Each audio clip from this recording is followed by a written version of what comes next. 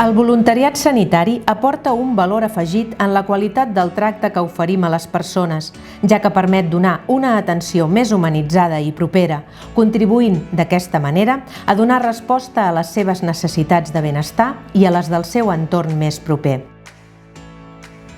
Les llargues estades hospitalàries, les fases de diagnòstic o les cures pal·liatives són moments d'un gran impacte emocional, tant per al pacient com per a la seva família.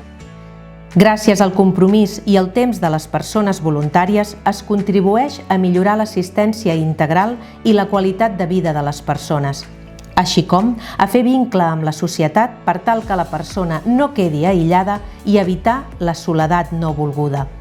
Però el voluntariat sanitari és molt més que acompanyar els pacients que estan ingressats als hospitals.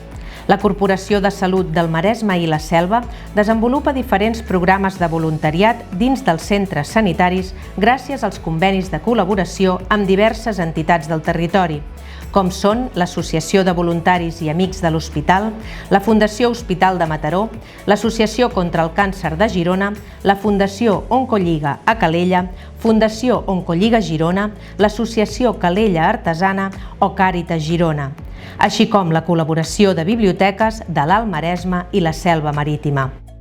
Són molts els programes que actualment s'estan portant a terme als centres de la corporació. L'acompanyament a les persones ingressades, ja sigui de forma individual o grupal, a través de la conversa, el joc, la lectura o l'humor. L'acompanyament en el final de vida tant a pacients com a les seves famílies. L'acompanyament a visites mèdiques o encàrrecs fora del centre per a pacients hospitalitzats.